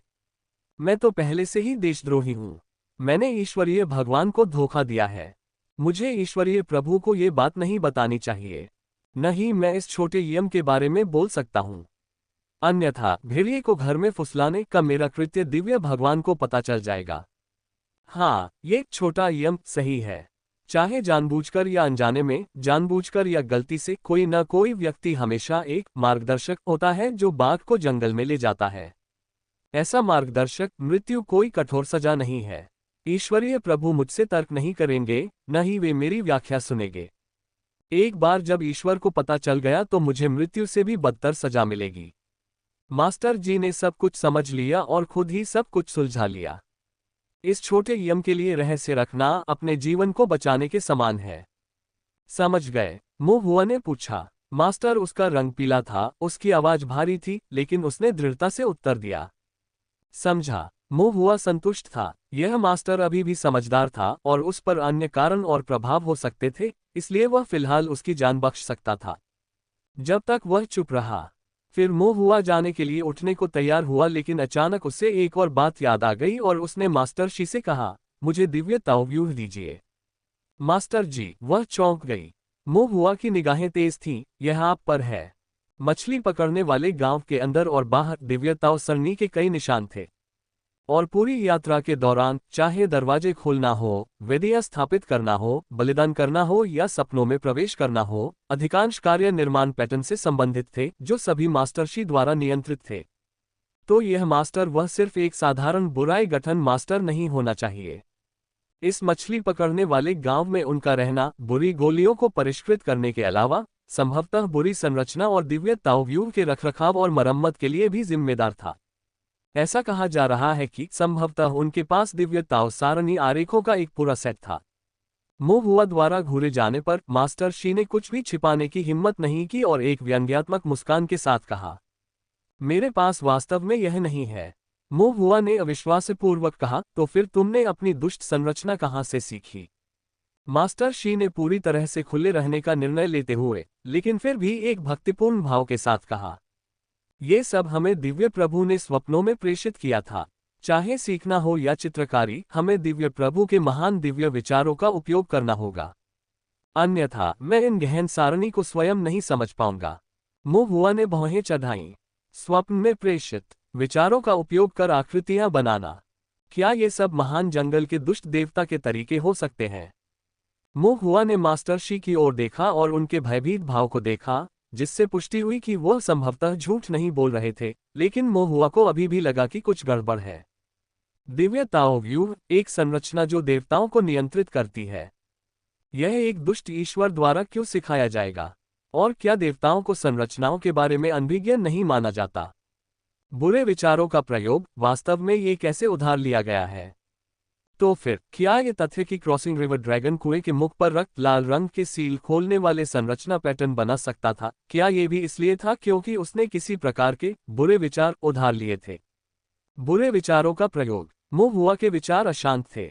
मास्टर शी मोहुआ की विचारशील अभिव्यक्ति को देखकर यह नहीं जान पाई कि क्या वह कोई अन्य विचार लेकर आया है या कुछ शरारत की योजना बना रहा है। वह स्पष्ट रूप से असहज महसूस कर रही थी। सौभाग्य से मोहुआ ने आगे कुछ नहीं पूछा, केवल उदासीनता से कहा, चलो चले। मास्टर जी, उसे राहत महसूस हुई। समूह ने नदी देवता मंदिर को छोड़ दिया और वापस अपनी यात्रा शुरू की। रास्ते में उन्हें पता चला कि मछुआरे गांव का दृश्य उनके आने के समय की तुलना में बदल गया था। दमनकारी माहौल काफी हद तक हल्का हो गया था। मछली जैसी गंध और खून जैसी गंध भी धीरे धीरे गायब हो रही थी। ताओवादी क्षेत्र में कई मांस दानव राक्षस खोए हुए दिखाई दिए। ऐसा प्रतीत हुआ जैसे उनकी आत्माएं बाहर खींच ली गई हों। वे चलते फिरते मृतकों के समूहों में बदल गए हों, जो लगभग सहज रूप से संघर्ष कर रहे हों। रक्त जोग कीचड़ के गड्ढों में मौजूद दुष्ट आत्माएं भी सूखने और मरने लगीं। इस प्रकार वह मिट्टी का गड्ढा एक सामान्य मिट्टी का गड्ढा बन गया। देवता वस्तुओं को अपने आधार के रूप में उपयोग करते हैं, लेकिन एक बार जब देवता मर जाता है तो वस्तु परत भी धीरे धीरे लुप्त हो जाएगी। संपूर्ण मछुआरा गांव, या यूं कहें कि दुष्ट ईश्वर का संपूर्ण प्रचार क्षेत्र क्षीण होने लगा था। हालांकि मोहुआ स्पष्ट रूप से अभी भी इस दुष्ट भगवान के प्रचार क्षेत्र को छोड़ने के लिए तैयार नहीं था। आगमन के दौरान सावधानी आवश्यक थी, लेकिन अब दुष्स्वप्न टूट गया। नदी देवता का मंदिर ढह गया, नदी देवता मारे गए और दुष्ट देवता का अवतार खा लिया गया। इस मछुआरे गांव में अब कोई भी व्यक्ति, कोई भी देवता या कोई भी चीज नहीं थी जो मोहुआ के लिए खतरा पैदा कर सके। मोहुआ का साहस बढ़ गया और वह टिड्डियों की तरह इधर उधर भटकने लगा। कोई भी असामान्य चीज उसकी थैली में एकत्र कर ली जाती थी। टाइल, स्तंभ, चौक, सड़क की सतह संरचना पैटर्न का एक भी निशान नहीं छोड़ा गया। यहां तक कि जमीन भी पलट दी गई। गु परिवार के साधक और यहां तक कि गुरु शी को भी मोहुआ द्वारा निर्देश दिया गया कि वे धीरे धीरे खुदाई शुरू करें, जिससे मछुआरे गांव में उथल पुथल मच जाए। हुआ द्वारा एक के बाद एक संरचना पैटर्न की खोज की गई, उन्हें सावधानीपूर्वक रिकॉर्ड किया गया और अंततः उन्हें एक साथ जोड़कर एक पूर्ण संरचना बनाई गई। ठीक इसी तरह मोहुआ ने अपनी विधियों और संरचनाओं की अभी भी काफी समझ के साथ शुरू में एक सच्चे दिव्य गठन को बहाल किया जो कि आत्मनिर्भर है। संरचना पैटर्न, संरचना धुरी और संरचना आंखों से सुसज्जित है। गु परिवार के साधकों ने प्रशंसा महसूस की, ये सोचकर कि यह युवा मास्टर मो वास्तव में व्यावहारिक और अध्ययनशील थे, जो संरचनाओं के अध्ययन पर ध्यान केंद्रित करने के लिए हर अवसर का उपयोग करते थे। इसमें कोई आश्चर्य नहीं कि इतनी कम उम्र में ही वह यंग मास्टर चांगहुआई का पसंदीदा जूनियर फॉर्मेशन मास्टर बन चुका है। केवल मास्टर वह पूर्ण अविश्वास में थी। वह जानता था कि यह असंभव है। एक देवता द्वारा प्रदान की गई संरचना, इसे इतनी आसानी से कैसे बहाल किया जा सकता है? ये केवल फॉर्मेशन पैटर्न को एक साथ रखने जितना सरल नहीं है। इससे पहले उन्होंने कभी किसी फॉर्मेशन मास्टर को इस तरीके से फॉर्मेशन बहाल करने में सक्षम नहीं देखा था।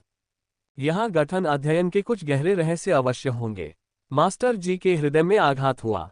ये युवा मास्टर संरचनाओं में उसकी निपुणता उससे कहीं अधिक भयानक हो सकती है जितना उसने शुरू में सोचा था। यह न केवल एक दिव्य विचार दुष्ट राक्षस है, बल्कि एक सच्चा गठन दुष्ट राक्षस भी है। मास्टर शी को डर लग रहा था, इसलिए उसने अन्य विचार मन में लाने का साहस नहीं किया और उसका रवैया सम्मानजनक था, यहाँ तक कि उसमें विनम्रता का भी संकेत था। फॉर्मेशन डायग्राम को पुनर्स्थापित करने के बाद महुआ बहुत खुश था। मछली पकड़ने वाले गांव की भी पूरी तरह से तलाशी ली गई, यहाँ तक कि जमीन को भी इस तरह से पलट दिया गया जैसे कि उसे जोत दिया गया हो, और वहां कोई भी कीमती सामान नहीं बचा था।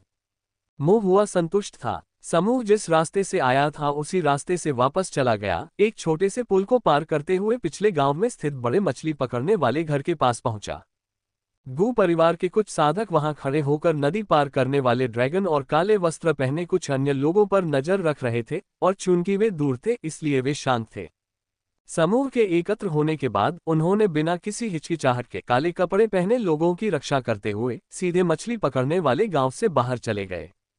कुछ देर चलने के बाद वे सूखे हुए कुएं के रास्ते में पहुंचे, जहां एक गहरे तालाब ने उनका रास्ता रोक रखा था, जिसमें शक्तिशाली जलदानव का वास था। कुछ भू परिवार साधक अपनी पुरानी चाल दोहराना चाहते थे, मृत रंग बिरंगी मछलियों को तालाब में फेंकना चाहते थे। महुआ ने अपना सिर हिलाया, कोई जरूरत नहीं।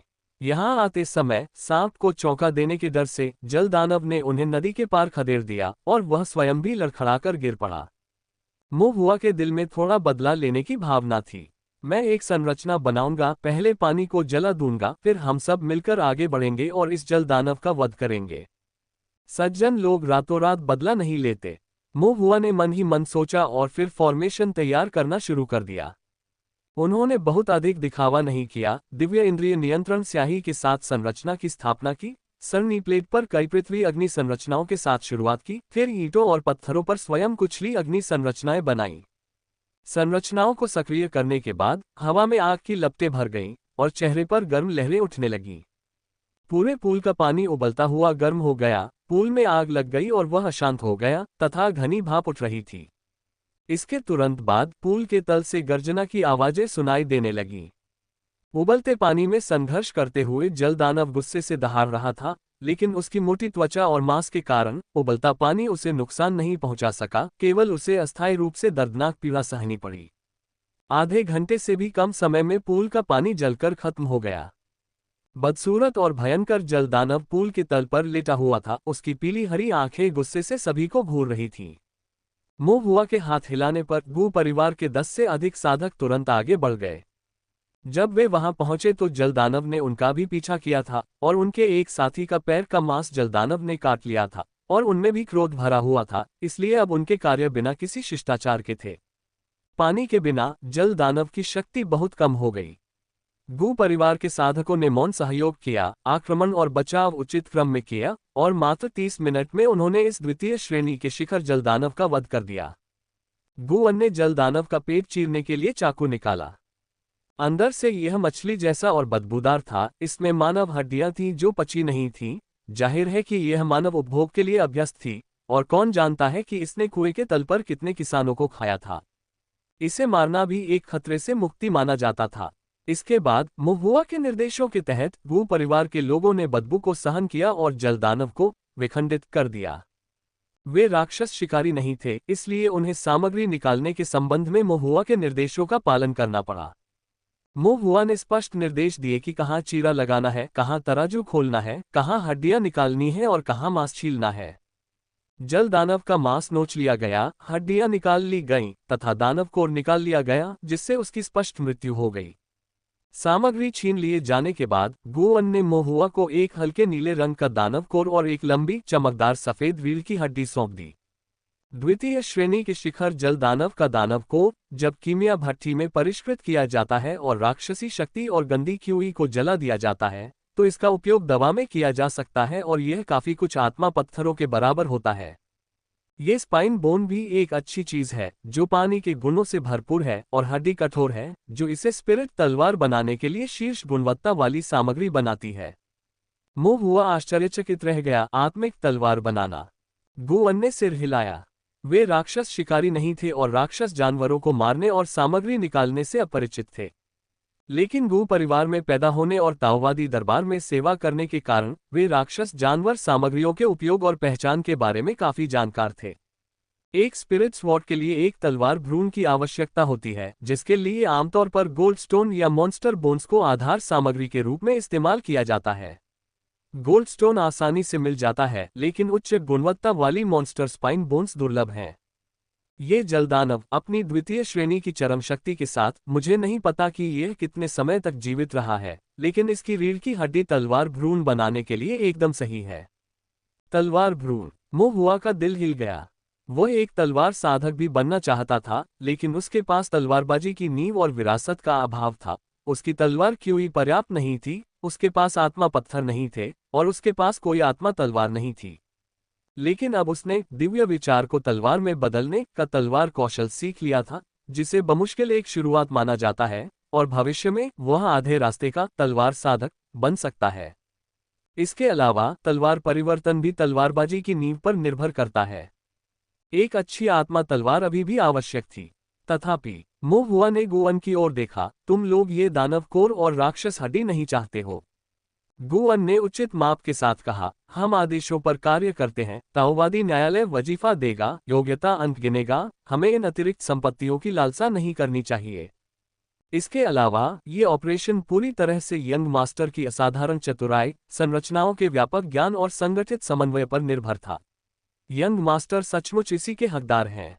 मोहुआ को इस अत्यधिक प्रशंसा से कुछ शर्मिंदगी महसूस हुई।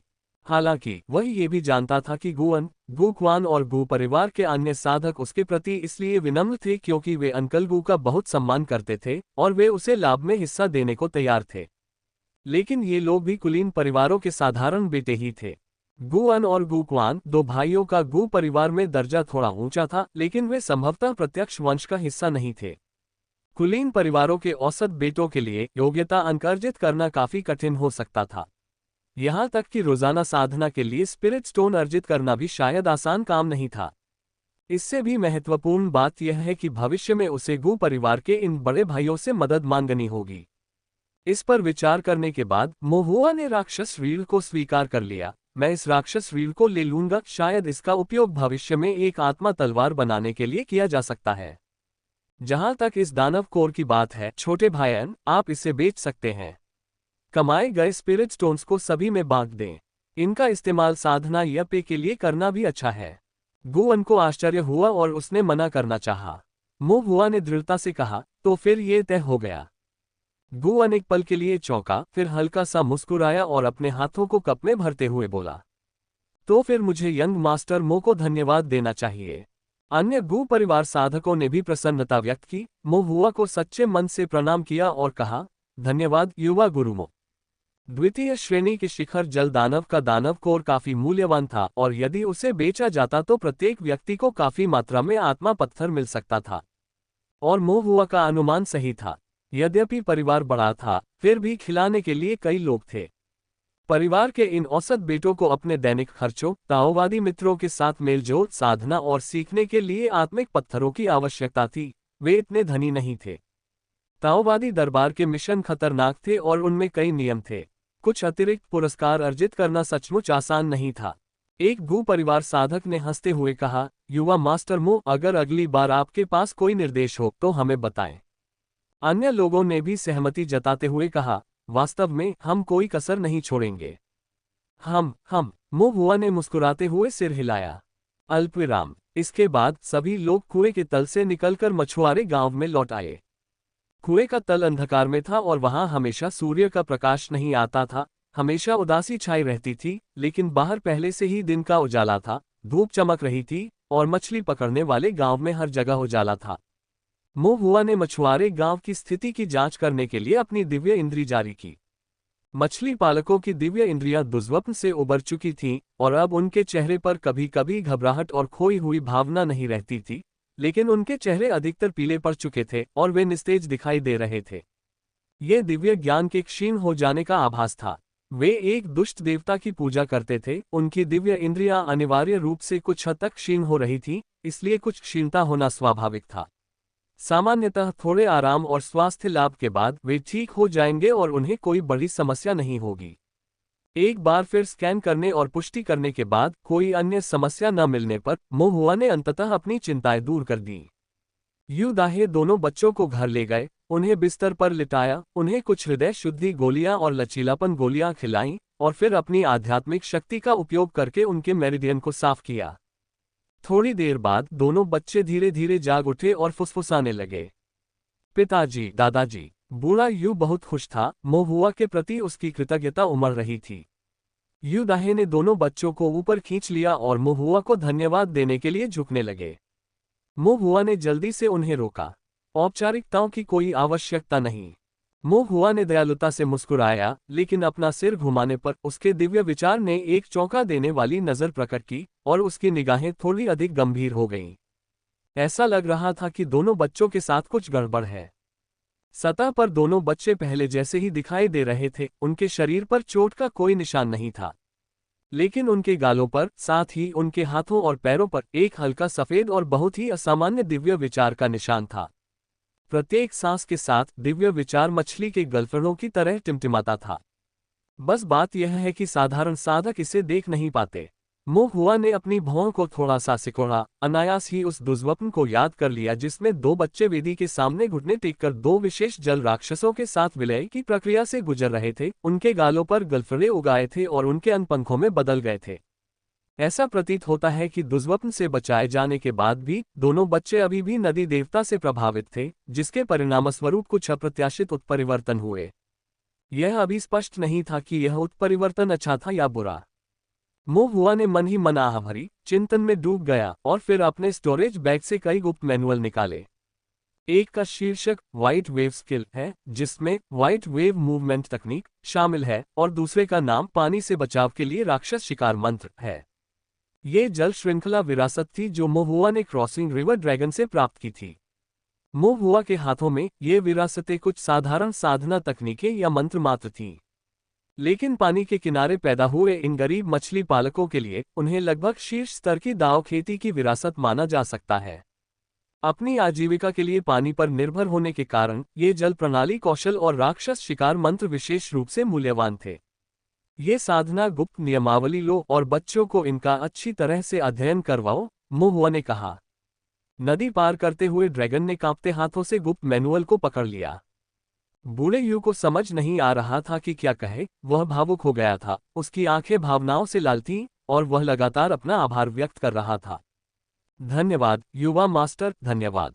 मोहुआ ने उन्हें ये भी निर्देश दिया, गुप्त रूप से अध्ययन करना सबसे अच्छा है, अपनी साधना तकनीकों का खुलासा न करें, लेकिन आप गांव में दूसरों को पानी से बचने के लिए इन राक्षस शिकार मंत्रों को सिखा सकते हैं। हाँ, हम युवा मास्टर के सभी निर्देशों का पालन करेंगे। बूढ़े यू और उनके बेटे ने बार बार सिर हिलाकर मोहुआ को बहुत धन्यवाद दिया। इस प्रकार छोटे से मछली पकड़ने वाले गांव का मामला अस्थायी रूप से समाप्त हो गया। मास्टर शी, काले वस्त्रधारी व्यक्ति तथा कुछ अन्य लोगों, जिनमें क्रॉसिंग रिवर ड्रैगन भी शामिल था, को गोवन तथा अन्य लोगों द्वारा ताओवादी दरबार में वापस ले जाया जाना था। ऐसे मामलों में मोहुआ को चिंता करने की कोई जरूरत नहीं थी। उसने जो कुछ करना था वो पूरा कर लिया था और अब वो डिलीवरी प्राप्त करने के लिए संप्रदाय में लौटने के लिए तैयार था। लेकिन जैसे ही वह मछली पकड़ने वाले गांव से निकला और सड़क के किनारे पहुंचा, अलग होने ही वाला था, मोहुआ को अचानक मास्टर शी की कही हुई बात याद आ गई। आधे दिन में गोलियां शोधन के लिए तैयार हो जाएंगी और आप उन्हें युवा स्वामी के पास ले जा सकते हैं, यह मानते हुए कि मेरा कर्तव्य पूरा हो गया। परिष्कृत गोलियां युवा स्वामी को दी जाने वाली। मोहुआ ने मास्टर शी की ओर देखा और पूछा, आपने जो गोलियां परिष्कृत की हैं, उन्हें किसे देना चाहिए?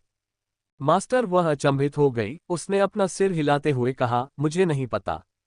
मैं केवल इतना जानती हूं कि इसे युवा मास्टर को दिया जाना चाहिए। लेकिन मैं केवल कीमिया से संबंधित कार्य करता हूं, मैं कभी भी युवा मास्टर से नहीं मिलता। मोहुआ ने थोड़ा सिर हिलाया, उसकी नजर दूसरों पर घूम गई और अंततः क्रॉसिंग रिवर ड्रैगन पर टिक गई। नदी पार करते समय ड्रैगन का व्यवहार शांत था, लेकिन उसकी दिव्य इंद्रिय बहुत बेचैन थी। मोहुआ की आंखें सिकुड़ गईं और उसने पूछा, क्या आप जानते हैं युवा स्वामी कौन है? नदी पार करते हुए ड्रैगन ने जवाब देने की हिम्मत नहीं की। मोहुआ ने दबाव डालना जारी रखा, आमतौर पर ये गोलियां युवा मालिक के पास कौन ले जाता है? नदी पार करते हुए ड्रैगन का चेहरा हिल गया, उसकी उंगलियां अनायास ही कांपने लगीं। मुहुआ को तब समझ आया। उसने क्रॉसिंग रिवर ड्रैगन की ओर देखा, फिर धीमे स्वर में आदेश दिया, आप परिष्कृत गोलियां ले लो और उन्हें युवा स्वामी तक पहुंचा दो। मुहुआ जानना चाहता था कि यह युवा मास्टर कौन था। नदी पार करते हुए ड्रैगन की खोपड़ी में झुनझुनी हुई। उसने दांत पीसते हुए कहा, अगर मैं काम पूरा नहीं कर पाया तो यह अनिश्चित है कि मैं मर जाऊंगा या नहीं, लेकिन अगर मैं काम पूरा कर पाया तो मेरी मौत निश्चित है। मुहुआ ने ठंडे स्वर में कहा, अगर तूने अपना काम पूरा नहीं किया तो तेरी मौत भी पक्की है। खैर, अब तू मेरे लिए बेकार है। मैं तुझे बांधकर तेरे शरीर में खून के कुछ छेद करके मिस्टवाटर नदी में फेंककर पानी के राक्षसों को खाना खिला सकता हूं। अगर आप जाकर गोलियां पहुंचा दें तो कम से कम आप अभी नहीं मरेंगे। नदी पार करते हुए ड्रैगन को अपने दिल में ठंडक महसूस हुई। वह जानता था कि क्रूर हृदय वाला ये दयालु युवा स्वामी कोई मजाक नहीं था। जब उसने इस क्रूर और निर्दयी युवा मालिक से कहा कि वह उसे मार डालेगा, तो वह निश्चित रूप से उस पर नर्म नहीं पड़ेगा। बहुत आंतरिक संघर्ष के बाद क्रॉसिंग रिवर ड्रैगन ने अंततः कहा, ठीक है, मैं पहुंचा दूंगा, लेकिन मैं। मुहुआ के चेहरे पर ठंडक छा गई। मुझसे कोई शर्त मत रखो। अगर तुम जाकर गोलियां पहुंचा दोगे तो मैं तुम्हें ताओवादी जेल में जिंदा जाने दूंगा। अगर तुम ऐसा नहीं करोगे तो अब तुम पाताल लोक जाओगे। नदी पार करते हुए ड्रैगन का चेहरा पीला पड़ गया और कोई अन्य विकल्प न होने के कारण वह केवल सहमति में सिर हिला सका। कहाँ पहुंचाना है? मुहुआ ने पूछा। नदी पार करते हुए ड्रैगन ने आह भरी और कहा, मिस्टवाटर नदी के नीचे एक छोटी सी फेरी है। हालांकि यह फेरी है, लेकिन सालों से वीरान पड़ी है और शायद ही कोई वहां आता हो। शाम 7 बजे एक मानव रहित छोटी नाव नॉक से आएगी। मुहुआ ने थोड़ा सिर हिलाया, लेकिन ये देखकर कि क्रॉसिंग रिवर ड्रैगन वहीं रुक गया, उसने पूछा, फिर क्या? तो फिर क्रॉसिंग रिवर ड्रैगन ने मुस्कुराते हुए कहा, मुझे अब और नहीं पता। मुहुआ नाखुश दिख रहा था। नदी पार करते हुए ड्रैगन ने जल्दी से बताया, हर बार जब मैं छोटी नाव पर चढ़ता हूं तो मैं इसे नदी पर बहने देता हूं और 2 घंटे से भी कम समय में यह मुझे गंतव्य तक पहुंचा देती है। लेकिन हर बार मंजिल अलग होती है, मुझे नहीं पता कि वह कहाँ है। मुहुआ ने भौहें चढ़ाईं, क्या रास्ते में हमें अन्य साधक भी मिलेंगे? नदी पार करते हुए ड्रैगन ने अपना सिर हिलाया, नहीं। कुछ क्षण विचार करने के बाद मुहुआ ने कहा, तो फिर आगे बढ़ो। नदी पार करते हुए ड्रैगन ने सिर हिलाया। फिर समूह 2 टीमों में विभाजित हो गया, जिसमें गुअन और गुक्वान मुहुआ और क्रॉसिंग रिवर ड्रैगन का पीछा करते हुए कथित युवा स्वामी को खोजने के लिए बेल का पता लगाने लगे। गु परिवार के अन्य साधकों ने मास्टर शी और काले वस्त्रधारी अन्य पुरुषों को ताओवादी जेल तक पहुंचाया। मुहुआ केवल ये जानना चाहता था कि तथाकथित युवा मास्टर या मास्टर्स कौन थे, और उसने कोई कार्रवाई करने की योजना नहीं बनाई थी। यदि वास्तव में लड़ाई की नौबत आ जाती तो द्वितीय श्रेणी राज्य सीमा पर उसके साथ गुअन और गुक्वान का होना ही पर्याप्त था। यदि गुअन और गुक्वान नहीं जीत सके तो इससे वहां मौजूद अन्य लोगों पर कोई फर्क नहीं पड़ेगा। मुहुआ ने मास्टर शी के संग्रह से एक भंडारण बैग उठाया, इसे क्रॉसिंग रिवर ड्रैगन में फेंक दिया, जिसमें कुछ बुरी गोलियां थीं जिन्हें मास्टर शी ने पहले परिष्कृत किया था। इन मानव गोलियों का उपयोग चारे के रूप में किया जाना था। यदि विपक्ष कमजोर खेती का था तो उन्हें माल के साथ रंगे हाथों पकड़ा जा सकता था। यदि विरोधी पक्ष की खेती अधिक थी और वह पराजय था तो चारा का उपयोग केवल मछली पकड़ने के लिए किया जाता था, ये देखने के लिए कि किस प्रकार की मछली काटेगी। रवाना होने से पहले मुहुआ ने मास्टर शी को एक और खतरनाक नजर से देखा। इस नजर का मतलब था उसे यह याद दिलाना कि वह अच्छा व्यवहार करे, अपना मुंह बंद रखे और जीवन के पथ से खुद को अलग न करे। मास्टर जी ने अपने दिल में कड़वाहट महसूस की। वह एक फाउंडेशन एस्टेब्लिशमेंट लेट स्टेज द्वितीय श्रेणी ईविल पिल मास्टर और द्वितीय श्रेणी ईविल फॉर्मेशन मास्टर एक युवा द्वारा धमकी दिए जाने के बिंदु तक गिर गया था। लेकिन उसने अपनी नाराजगी जाहिर करने की हिम्मत नहीं की। ये दिव्य विचार राक्षस वास्तव में भयानक था, यहाँ तक कि नदी देवता भी उसके द्वारा नियंत्रित हो सकते थे, लेकिन वह मुहुआ की नाराजगी भड़काने की हिम्मत नहीं कर सका। मास्टर वह अपने आप में रहती थी, जितना संभव हो सके अनुशासित और उचित। इसके बाद दोनों टीमें अपने अपने रास्ते चली गईं। ड्रैगन नदी पार करने का मार्ग प्रशस्त हुआ। संदेह पैदा न हो इसके लिए नदी पार करने वाले ड्रैगन पर लगा आत्मा बंधन वाला ताला हटा दिया गया और उसे साधारण मछली पालक के कपड़े पहना दिए गए। कोई और पाबंदी नहीं लगाई गई थी और सब कुछ सामान्य लग रहा था। लेकिन मोहुआ ने चुपके से एक फायर फॉर्मेशन एरेप्लेट उसकी छाती के अंदर रख दी। अगर तुम ईमानदार नहीं हो तो मैं तुम्हें उड़ा दूंगा, मोहुआ ने धमकी दी। नदी पार करते हुए ड्रैगन लगभग रो पड़ा। उसके बाद समूह रवाना हो गया। गुआन और गुक्वान ने जल छिपाने वाली जेड का प्रयोग किया, जबकि मोहुआ ने लघु पंचतत्व गुप्त कौशल का प्रयोग किया। वे तीनों स्पष्ट दृष्टि से छिपकर क्रॉसिंग रिवर ड्रैगन के पीछे पीछे चल पड़े। ड्रैगन नदी को पार करते हुए अपनी छाती में एरेप्लेट के साथ उसने कोई अन्य विचार करने की हिम्मत नहीं की और ईमानदारी से मोहुआ और अन्य लोगों को मिस्टवाटर नदी के बहाव में एक एकांत और लंबे समय से निर्जन नौ बिंदु पर ले गया। जल वनस्पति हरी भरी थी और नदी झिलमिला रही थी। नदी पार करते हुए ड्रैगन नॉक स्थल पर प्रतीक्षा करने लगा, जबकि मोहुआ और अन्य लोग पीछे से उस पर नजर रख रहे थे। वे तब तक प्रतीक्षा करते रहे जब तक कि पश्चिम में सूर्य अस्त नहीं हो गया, संध्या नहीं हो गई तथा रात गहरी नहीं हो गई। शाम करीब 7 बजे दूर से एक छोटे से परित्यक्त घाट की ओर, जैसी कि उम्मीद थी, एक छोटी नाव तैरती हुई आती हुई दिखाई दी। नाव छोटी थी, लकड़ी की बनी थी और उसमें केवल 4 या 5 लोग ही बैठ सकते थे। ड्रैगन नदी पार करते हुए पीछे मुड़कर देखा, फिर चुपचाप छोटी नाव पर चढ़ गया। कुछ क्षण विचार करने के बाद मोहुआ ने कहा, हम भी जा रहे हैं। गुअन और गुक्वान ने सिर हिलाया। वे तीनों भी अभी भी छिपे हुए चुपचाप नाव पर चढ़ गए। नाव थोड़ा हिली, पानी में और गहराई में डूब गई और फिर नदी के बहाव के साथ बहने लगी। ठंडी चांदनी झील की सतह पर पड़ रही थी, शांत और सुंदर। लेकिन नाव पर सवार लोगों के दिल कुछ बेचैन थे। सभी पूरी तरह से सतर्क थे, किसी न किसी बात के लिए पूरी तरह तैयार थे। समूह में सन्नाटा था, चारों ओर केवल नदी का प्रवाह कलकल कर रहा था। यह न जानते हुए कि वे कितनी देर से बह रहे थे या वे कहाँ थे, मोहुआ अचानक रुक गया। आसपास के माहौल को महसूस करते हुए उसकी अभिव्यक्ति गहरी हो गई। तीसरी कक्षा की राज्य सीमा। ये छोटी नाव उन्हें 3rd ग्रेड राज्य सीमा के भीतर नदी क्षेत्र में ले आई थी। एक निर्माण गुरु होने के नाते, जिसने स्वर्गीय दाव निर्माण देखा था, मोहुआ राज्य की सीमाओं के आभामंडल के प्रति संवेदनशील था। अब वह अपने आसपास के आभामंडल को गहराता हुआ स्पष्ट रूप से महसूस कर सकता था और उसकी अपनी साधना और आध्यात्मिक शक्ति बहुत कमजोर महसूस हो रही थी। ऐसा इसलिए था क्योंकि स्वर्गीय दाव के नियमों ने क्षेत्र के प्रतिबंधों को बढ़ा दिया था। अब वे उस क्षेत्र में थे जहां गोल्डन कोर कल्टीवेटर्स अपनी पूरी ताकत का उपयोग कर सकते थे। वह था 3rd ग्रेड स्टेट बाउंड्री। गुअन और गुक्वान को समझने में थोड़ी देर हुई, लेकिन मोहुआ के याद दिलाने के बाद उन्हें भी एहसास हुआ कि कुछ गड़बड़ है। नदी पार करते हुए ड्रैगन घबराया हुआ लग रहा था। मैं कुछ नहीं जानता। छोटी नाव उसके नियंत्रण में नहीं थी, न ही यह कि वह कहाँ जाएगी और न ही उसका अंतिम गंतव्य उसके हाथ में था। धीमी आवाज में गुअन ने पूछा, युवा मास्टर मो, क्या हम वापस चलें?